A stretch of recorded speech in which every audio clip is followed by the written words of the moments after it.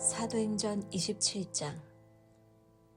우리가 배를 타고 이탈리아로 가기로 결정되자 그들은 황제 부대 소속 율리오라는 백부장에게 바울과 다른 죄수들을 넘겨주었습니다. 우리는 아드라무떼노에서 온 배를 타고 떠났습니다. 그 배는 아시아 지방의 여러 항구를 거쳐가는 배였습니다. 데살로니가 출신의 마케도니아 사람인 아리스다고가 우리와 함께 가게 되었습니다. 이튿날 우리는 시돈에 도착했습니다. 율리오는 바울에게 매우 친절했습니다. 그는 바울이 자유롭게 친구들에게 갈 수 있게 해주었고 그들이 바울에게 쓸 것을 줄 수 있게 하였습니다. 시돈을 떠나 항해를 계속하려고 했을 때 맞바람이 세차게 불어와 키프로스 섬의 바짝부터 항해해야 했습니다. 우리는 길리기아와 밤빌리아 앞바다를 가로질러 항해한 후에 루기아 지방의 무라에 도착했습니다. 그곳에서 로마 군대 백부장은 알렉산드리아를 떠나 이탈리아로 가는 배를 발견하고 우리를 그 배에 태웠습니다.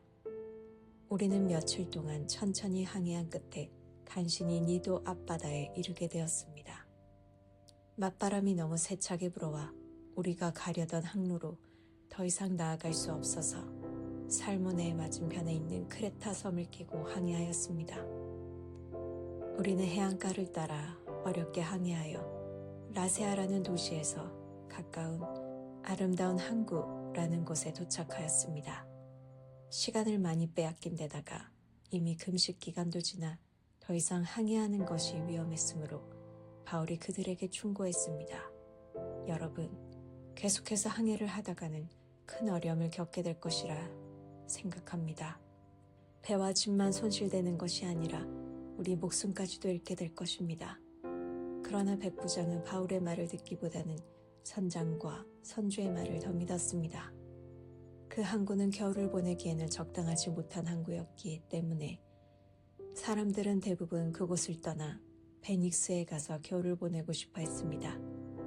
베닉스는 크레타 섬에 있는 항구 도시인데 남서쪽과 북서쪽을 향해 위치한 곳이었습니다.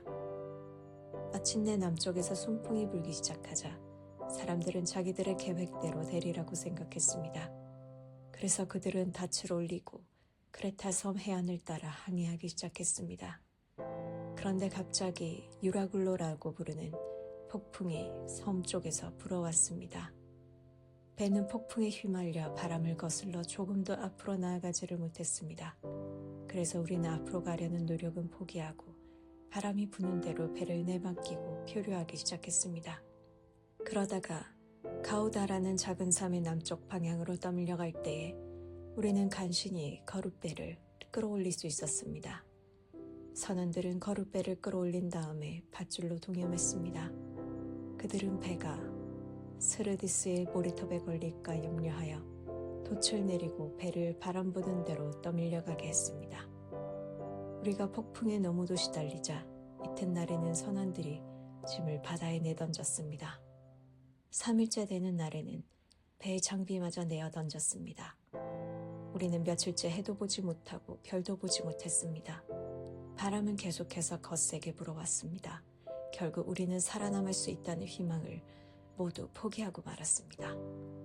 사람들이 오랫동안 아무것도 먹지 못하고 있는 가운데 바울이 일어나 그들에게 말했습니다. 여러분, 내가 크레타 섬을 떠나지 말자고 한 말을 들었어야 했습니다. 그랬다면 이런 손해를 입지 않았을 것이고 물건을 잃어버리지도 않았을 것입니다. 하지만 여러분, 이제 제가 권합니다. 용기를 내십시오. 이 배만 잃을 뿐 여러분 중에는 한 사람도 목숨을 잃지 않을 것입니다. 지난밤에 나의 주님이여, 내가 섬기는 하나님의 천사가 내 곁에 나타나 이렇게 말해주었습니다. 바울아, 두려워하지 마라. 너는 반드시 황제 가이사 앞에 서야 한다. 하나님께서 너와 함께 항해하는 모든 사람들의 목숨을 너에게 맡겨주셨다. 그러니 여러분, 용기를 내십시오. 나는 하나님을 믿습니다. 모든 일이 하나님의 천사가 내게 말씀하신 대로 이루어질 것입니다. 우리는 반드시 어떤 섬에 밀려가 닿게 될 것입니다. 14일 되던 밤에 우리는 아드리아 바다에서 표류하였습니다. 한밤중에 선원되는 우리가 어떤 섬에 가까워지고 있음을 느꼈습니다. 그래서 물깊이를 재어보니 약 40m였고 조금만 더 가서 다시 재어보니 이번에는 약 30m였습니다.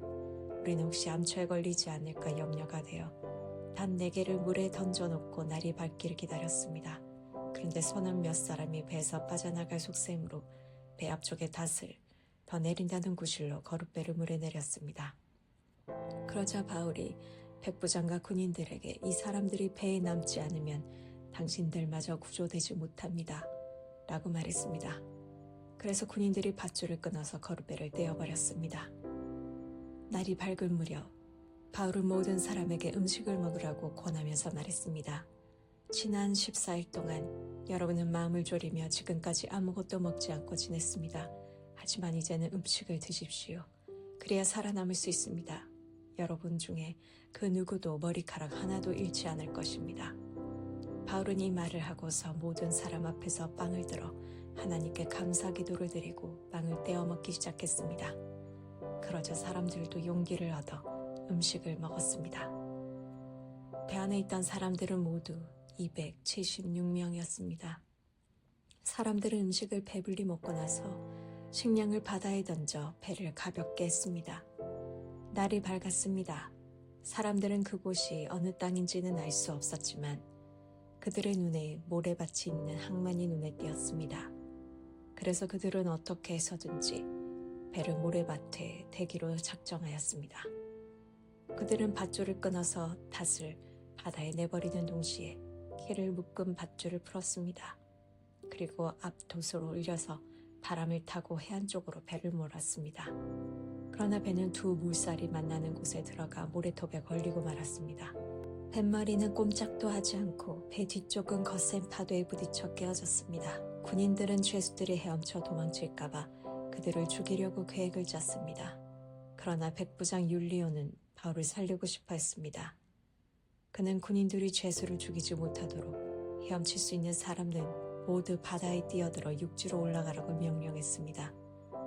남은 사람들은 널빤지나 부서진 배 조각을 붙잡고 나가게 명령했습니다. 그들은 모두 무사히 육지로 올라왔습니다.